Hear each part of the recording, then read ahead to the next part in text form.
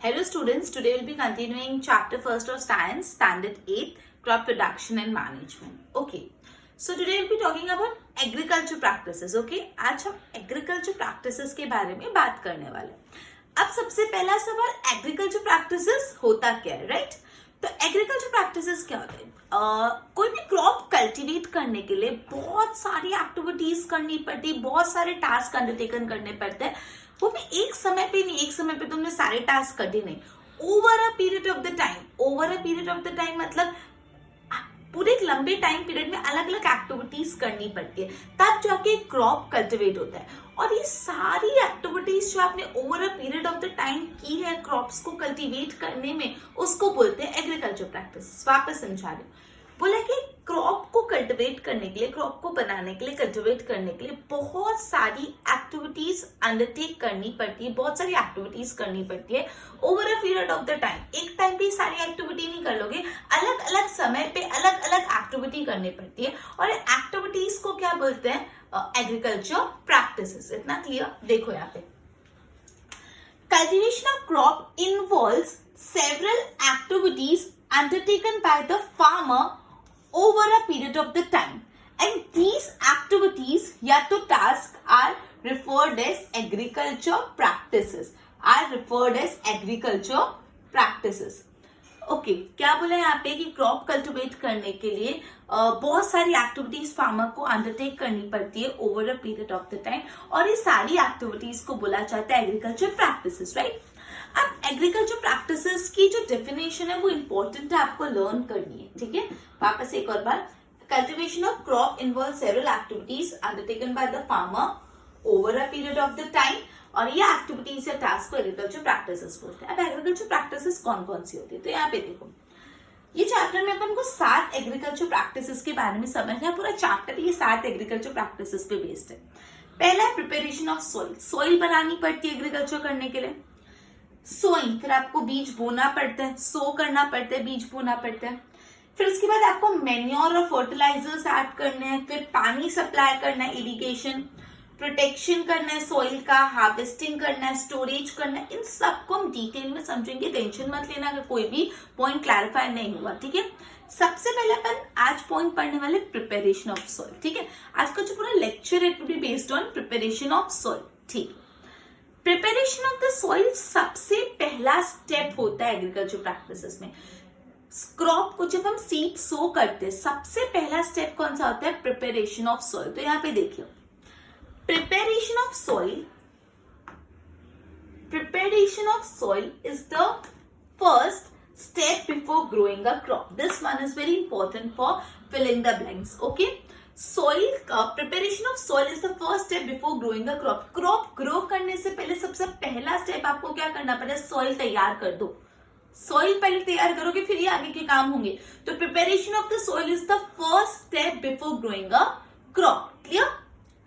Okay, one of the most important tasks in agriculture is to turn and loosen the soil. बोला कि जो सबसे important task है agriculture करने के टाइम वो क्या है? सॉइल को टर्निंग और लूजन करना, ठीक है? सॉइल को टर्न और लूजन करना।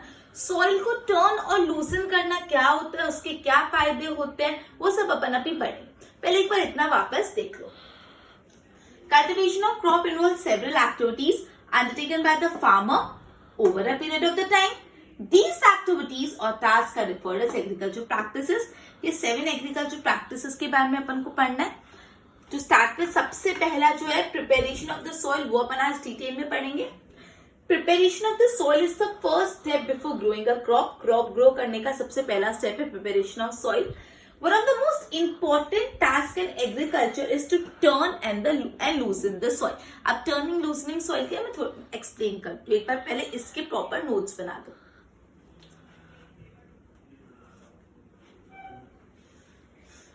ओके, तो अपन ने ये पढ़ा कि जो फर्स्ट स्टेप होता है वो होता है प्रिपरेशन ऑफ द सॉइल। जो फर्स्ट स्टेप होता है प्रिपरेशन ऑफ द सॉइल, अपन ने पढ़ा सॉइल को लूजन करना पड़ता है, टर्न करना पड़ता है, यू टू लूज करना पड़ता है, सॉइल को टर्निंग करना पड़ता है। ये लूजनिंग और टर्निंग ऑफ सॉइल से क्या फायदे होते हैं, क्या बेनिफिट्स होते हैं? पहला फायदा ये होता है, अगर सॉइल टर्न होगी, लूजन होगी, तो जो भी प्लांट्स के रूट्स है ना वो ज्यादा गहराई तक सॉइल में चले जाएंगे। जो रूट्स होते हैं वो ज्यादा डीप पेनिट्रेट कर पाएंगे। पेनिट्रेट कर पाना मतलब ज्यादा गहराई तक अंदर घुस जाना, ठीक है। तो अगर सॉइल टर्न होगी, सॉइल लूजन होगी, तो उसका ये फायदा होगा कि जो भी रूट्स है वो ज्यादा डीप सॉइल में पेनिट्रेट कर पाएंगे, ज्यादा गहराई तक सॉइल में जा पाएंगे। दूसरा फायदा, रूट्स भले कितनी भी गहराई में चले जाए, रूट्स ब्रीथ कर पाएंगे, रूट्स इजीली सांस ले पाएंगे, ब्रीथ कर पाएंगे। भले रूट्स डीप पेनिट्रेट कर पाए तो भी अगर सॉइल टर्न होगी और लूजन होगी तो रूट्स क्या कर पाएंगे, ब्रीथ कर पाएंगे इसी, ठीक है। तीसरी बात, अगर सॉइल टर्न होगी, लूजन होगी, तो वहां पे बहुत सारा माइक्रो ऑर्गेनिजम्स ग्रो होंगे, माइक्रो ऑर्गेनिजम्स आएंगे। और ये जो माइक्रो ऑर्गेनिजम्स होते हैं उनको क्या बोला जाता है, फार्मर का फ्रेंड, फार्मर का दोस्त बोला जाता है माइक्रो ऑर्गेनिजम्स को। क्यों फार्मर का दोस्त बोलते हैं, क्यों फार्मर्स फ्रेंड बोलते हैं? बिकॉज ये माइक्रो ऑर्गेनिज्म फार्मर की मदद करते हैं, जैसे फ्रेंड्स मदद करते हैं वैसे माइक्रो ऑर्गेनिजम्स भी फार्मर्स की मदद करते हैं। कैसे मदद करते हैं? ये जो माइक्रो ऑर्गेनिजम्स होते हैं सॉइल को और टर्न और लूजन कर लेते हैं और सॉइल में क्या ऐड करते हैं, ह्यूमस ऐड कर लेते हैं। ह्यूमस क्या होता है? ह्यूमस एक ऐसा ऑर्गेनिक सब्सटेंस है जिससे सॉइल और फर्टाइल हो जाती है और अच्छी हो जाती है। समझ रही बात? अपन यहाँ पे पहले सॉइल को टर्न करना पड़ता है, लूजन करना पड़ता है, तो क्या फायदा क्या है उसको?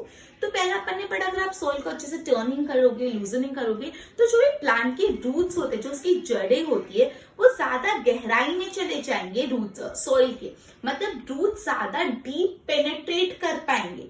दूसरा फायदा है, ये जो रूट्स बहुत डीप पेनिट्रेट कर गए वो इजिली सांस ले पाएंगे, ब्रीथ कर पाएंगे। भले सॉइल के अंदर है तो भी रूट्स ब्रीथ कर पा रहे। क्यों ब्रीथ कर पा रहे? बिकॉज जो सॉइल है वो टर्न्ड और लूजन है।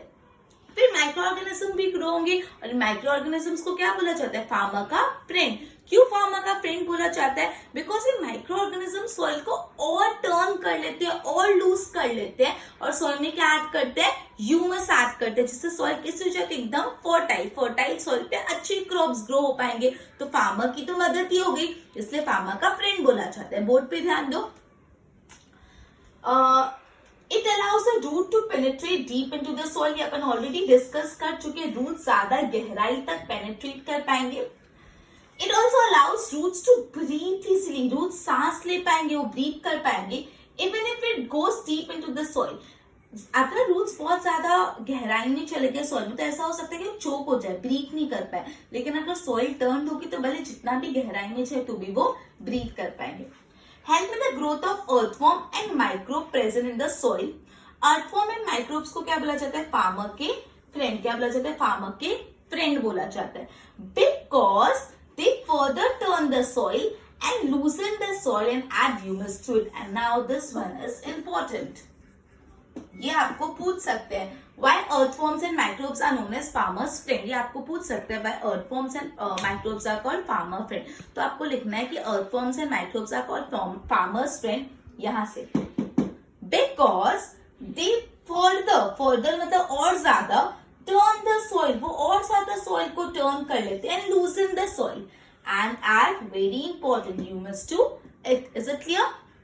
आगे देखो, अब ये अपन पढ़ने वाले हैं कि सॉइल में मिनरल्स होते हैं, न्यूट्रिएंट्स होते हैं। ये सारे मिनरल न्यूट्रिएंट्स प्लांट यूज कर लेते हैं, तो वो खत्म हो जाएंगे ना मिनरल न्यूट्रिएंट्स, वापस सॉइल में कैसे आएंगे? सॉइल में मिनरल न्यूट्रिएंट्स से प्लांट्स उसमें से ले लेते हैं, फिर खत्म, फिर तो मिनरल न्यूट्रिएंट्स खत्म हो जाएंगे।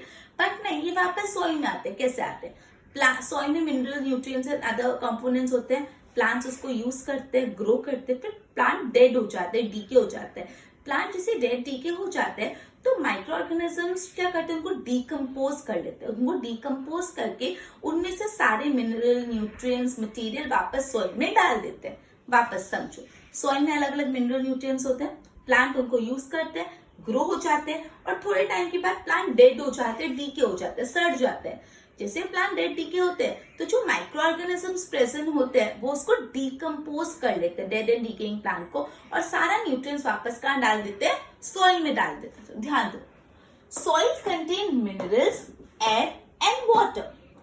Dead plant and an animal get decompose by soil organism, जो सॉइल ऑर्गेनिजम्स होते हैं वो डेड प्लांट और एनिमल को डीकम्पोज कर लेते हैं. In this the various nutrients are released back into the soil. इस तरीके से various nutrients अलग-अलग nutrients are released back into the soil. These nutrients are absorbed by the plant. ठीक है, तो ये भी आपको पूछ सकते हैं how various nutrients are being released back into the soil. ठीक है, क्लियर हुआ की बात. एक बार फटाफट बोर्ड से देख के इसके नोट्स बनाओ.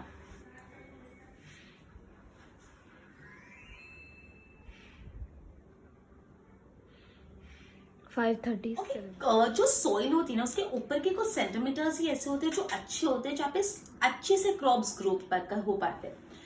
तो ये जो टर्निंग करते हैं, लूजनिंग करते हैं, उससे क्या होता है, जो न्यूट्रिएंट्स रिच सॉइल होती है ना वो ऊपर आ जाती है. अगर न्यूट्रिएंट्स रिच सॉइल ऊपर आ जाएगी तो अच्छे से क्रॉप ग्रो हो पाएगा. वापस समझो, बोला कि जो सॉइल के ऊपर के कुछ सेंटीमीटर्स है वो सबसे ज्यादा प्लांट की ग्रोथ को सपोर्ट करते हैं, वहां पे सबसे अच्छा प्लांट ग्रो होता है. तो ये टर्निंग और लूजनिंग से क्या होता है, जो न्यूट्रिएंट्स रिच सॉइल होती है, जिस सॉइल में बहुत ज्यादा न्यूट्रिएंट्स होता है, वो कहाँ पे आ जाते हैं, ऊपर आ जाते हैं. वो ऊपर आ जाते हैं तो अच्छे से प्लांट ग्रो हो पाता है. राइट, देखो only few centimetre of top layer of the soil support plant growth. बोला है कि जो भी soil top layer of the soil के कुछ सेंटीमीटर्स ही ऐसे हैं जहाँ पे प्लांट की ग्रोथ अच्छे से होती है. राइट, टर्निंग एंड लूजनिंग, ये टर्निंग और लूजनिंग करने से क्या होता है, bring nutrients rich soil to the top. अगर आप टर्न करोगे, लूजन करोगे, तो जो अच्छी न्यूट्रिएंट्स वाली सॉइल है वो कहाँ पे आ जाती है, टॉप पे आ जाती है. So plant can use this nutrient. तो वहां पे जब प्लांट ग्रो करेंगे तो वो न्यूट्रिएंट्स यूज कर पाएंगे. ठीक है, दस इससे हम बोल सकते हैं turning and loosening of the soil is very important for cultivation of crop. तो तुमको पूछ सकते हैं how it can be said that turning and loosening of soil is very important for cultivation of crop. तो तुमको इसके सारे फायदे लिखने हैं. कौन से सारे फायदे तुमको अच्छे से लिखना है कि जो टर्निंग और लूजनिंग से क्या होता है, रूट्स डीप पेनिट्रेट कर पाते हैं, रूट्स अच्छे से ब्रीथ कर पाते हैं, वहां पे माइक्रो ऑर्गेनिज्म ग्रो होते हैं. माइक्रो ऑर्गेनिज्म को फार्मर का फ्रेंड बोला जाता है. फिर उसके बाद जो top layer of the soil है वही प्लांट ग्रोथ सपोर्ट करती है. लूजनिंग और टर्निंग से न्यूट्रिएंट्स सॉइल टॉप पे आ जाती है और अच्छे से प्लांट ग्रो हो पाता है. मतलब सारे फायदे लिखने हैं टर्निंग और लूजनिंग के, और लिखना है 10. इट कैन बी सेड कि टर्निंग एंड लूजनिंग बहुत इंपॉर्टेंट है for the cultivation of crop. Clear. Next, ये जो भी टर्निंग और लूजनिंग अपन कब से पढ़ रहे हैं, उसके प्रोसेस को क्या बोला जाता है. Process of turning and loosening of the soil is called tilling और प्लोइंग. टिलिंग और प्लोइंग. बोले जो टर्निंग और लूजनिंग करना है, उसके फायदे है, वो सब तो ठीक है, लेकिन ये जो प्रोसेस है of turning and loosening of soil, उसको क्या बोला जाता है, प्लोइंग या तो टिलिंग. ठीक है, प्लोइंग या तो टिलिंग. अभी प्लोइंग या टिलिंग किससे होता है, with the help of plough. It is done with the help of plough. ठीक है, प्लो किससे बनता है, या तो वुड से बनता है या तो आयरन से बनता है, या तो वुड से या तो आयरन. उसके बाद देखो इफ सॉइल इज ड्राई, अगर आपकी सॉइल बहुत सूखी सूखी है, ड्राई है, ड्राई तो क्या करो, पानी डाल दो. It may need watering before ploughing. तो प्लोइंग करने से पहले उसमें पानी डाल दो अगर आपकी सॉइल बहुत ड्राई है. ठीक है, एक और वापस सुनो. अभी अपन ने यहाँ पे ऐसा पढ़ा कि जो भी कुछ ऊपर के सेंटीमीटर ऑफ टॉप सॉइल होती है जो अच्छी होती है, जहाँ पे प्लांट ग्रो करते हैं. तो जो टर्निंग और लूजनिंग करने से क्या होता है, जो न्यूट्रिएंट्स रिच वाली रिच सॉइल होती है वो ऊपर आ जाती है. अगर न्यूट्रिएंट्स रिच सॉइल ऊपर आ गई तो क्या होगा, प्लांट वो सॉइल को यूज कर पाएंगे और हेल्दी और अच्छे से ग्रो होंगे. राइट. उसके बाद अपन ने पढ़ा कि जो process of turning and loosening of the soil, उसको क्या बोला जाता है, प्लोइंग या तो tilling. This one is important. Ploughing या टिलिंग किससे होता है, with the help of plough. प्लो किससे बना होता है, तो वुड से या तो आयरन से. फिर अपन ने पढ़ा अगर सॉइल बहुत ड्राई है तो क्या करो, प्लोइंग से पहले उसमें पानी डाल दो. फटाफट एक बार बोर्ड पे आ जाओ. यहाँ पे process of turning and loosening of the soil is called tilling. It is done with the help of plough which is either made up of wood or the iron. If soil is dry, maybe need watering before plowing.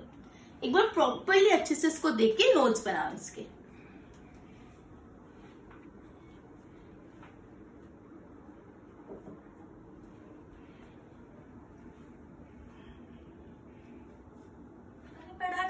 अगर soil आपकी बहुत dry होगी तो आप उसमें पहले water डाल दो, उसके बाद टिलिंग करो, वाटरिंग कर दो. नेक्स्ट थिंग जो अपन पढ़ने वाले वो है जो भी फील्ड प्लॉट होता है उसमें कभी कभी ना ऐसे क्लम्स बन जाते हैं, गड्ढे बन जाते हैं, सॉइल के गड्ढे बन जाते हैं. तो इस सॉइल के गड्ढों को ब्रेक करना जरूरी है बिफोर टिलिंग. ठीक है, तो देखो प्लॉट फील्ड्स में have big clumps of soil, बड़े बड़े क्लम्प्स हो जाते हैं सॉइल के, so it is necessary to break this crumbs, ये क्रम्स को तोड़ना जरूरी है। जो प्लॉट फील्ड होता है उसमें सॉइल के ऐसे बड़े बड़े गड्ढे हो जाते हैं और ये गड्ढों को तोड़ना है, क्लम्प्स को तोड़ना बहुत जरूरी है। उसके बाद मुझे सॉइल को लेवल करना पड़ता है। सॉइल को लेवल करना मतलब जैसे उबड़ खाबड़ सॉइल नहीं चलेगी, सॉइल कैसे होनी चाहिए, लेवल्ड, एक लेवल की होनी चाहिए। सॉइल को लेवल करेंगे उससे बीज भी अच्छे से बो पाएंगे, मतलब सोइंग भी बहुत इजीली हो पाएगा और उससे इरिगेशन भी बहुत इजीली हो पाएगा। अगर हम लोग उसको लेवल करेंगे तो क्या होगा, सोइंग भी बहुत इजीली हो पाएगा, बीज भी बहुत इजीली बो पाएंगे और इरिगेशन भी अच्छे से होगा। अभी लेवलिंग, जो सॉइल को लेवल करना होता है वो किससे करा जाता है, with the help of leveller. किससे किया जाता है, with the help of leveller. Clear. अभी कभी कभी आप मेन्योर भी ऐड कर लो जिससे मेन्योर प्रॉपर्ली अंदर मिक्सअप हो जाए। वापस यहाँ पे प्लॉट फील्ड में have big clumps of soil, जो भी प्लॉट फील्ड है उसमें सॉइल के बड़े बड़े क्लम्प्स होते हैं, so it is necessary to break this crumbs, ये क्रम्स को तोड़ना बहुत जरूरी हो जाता है। लेवलिंग, सॉइल को अगर हम एक लेवल का कर देंगे, सॉइल को हम एक लेवल का कर देंगे, so is beneficial for sowing में भी मदद करता है एज वेल एज इरिगेशन में भी मदद करता है। Levelling is done with the help of dash leveller. Clear. Okay, अब ये तक अपन ने जितना भी पढ़ा उसको एक बार रिकैपिटुलेट कर लेते हैं, समाप्त कर देते हैं। सबसे पहले अपन ने पढ़ा एग्रीकल्चर प्रैक्टिसेस, बोला कि क्रॉप को कल्टिवेट करने के लिए बहुत सारी एक्टिविटीज करनी पड़ती है over the period of the time, उसको बोलते हैं एग्रीकल्चर प्रैक्टिसेस। बहुत सारी एग्रीकल्चर प्रैक्टिसेस जो अब इस चैप्टर में डिटेल में पढ़ेंगे, लेकिन हाल फिलहाल अपन पढ़ रहे प्रिपरेशन ऑफ द सॉइल। उसमें अपन ने पढ़ा प्रिपरेशन ऑफ द सॉइल सबसे फर्स्ट स्टेप है बिफोर ग्रोइंग अ क्रॉप। सबसे पहला स्टेप है सॉइल तैयार करना, प्रिपरेशन ऑफ द सॉइल। उसके बाद अपन ने पढ़ा सॉइल को लूजन करना पड़ता है, टर्न करना पड़ता है। इसके क्या फायदे होते हैं, अगर आप सॉइल को टर्न करोगे, लूजन करोगे, तो जो रूट्स होते हैं वो बहुत ज्यादा डीपली पेनिट्रेट कर पाएंगे सॉइल में। दूसरी बात, जो रूट्स होते हैं वो सांस ले पाएंगे, इजीली ब्रीथ कर पाएंगे, भले वो डीप इन द सॉइल है तो भी वो इजीली ब्रीथ कर पाएंगे। तीसरी बात, अगर सॉइल टर्न है, लेवल है, तो तीसरी इसका ये फायदा होता है कि वहां माइक्रो ऑर्गेनिजम्स और अर्थवॉर्म ग्रो होते हैं। अब अपन ने ऑलरेडी पढ़ा जो माइक्रो ऑर्गेनिजम्स होते हैं और जो अर्थवॉर्म होते हैं उनको फार्मर का फ्रेंड बोला जाता है। एंड क्यों फार्मर का फ्रेंड बोला जाता है, बिकॉज माइक्रो ऑर्गेनिजम्स और अर्थवॉर्म सॉइल को और लूजन कर लेते हैं और उसमें क्या ऐड करते हैं, ह्यूमस ऐड कर लेते हैं। क्लियर। उसके बाद बोला है जो top layer of the soil होता है ना वो सबसे अच्छा होता है, वहां पे सबसे अच्छी तरह से प्लांट ग्रो हो पाता है। तो ये टर्निंग और लूजनिंग से क्या होगा, जो न्यूट्रिएंट्स रिच सॉइल होती है, जिस सॉइल में बहुत न्यूट्रिएंट्स है वो कहाँ पे आ जाएगा, ऊपर आ जाएगा। तो मतलब ऊपर अब अच्छी सॉइल आ गई, न्यूट्रिएंट्स वाली सॉइल, तो प्लांट्स अच्छे से ग्रो कर पाएंगे। क्लियर। उसके बाद ये जो पूरा प्रोसेस है टर्निंग और लूजनिंग का, उसको क्या बोलते हैं, प्लोइंग या तो टिलिंग, प्लोइंग या तो टिलिंग। और ये प्लोइंग और टिलिंग किसकी मदद से होता है, with the help of plough. Plough iron से बना हुआ होता है तो वुड से बना हुआ होता है। इतना क्लियर हो। ओके, एक बार इतना अच्छे से देख के इसके नोट्स बना लो।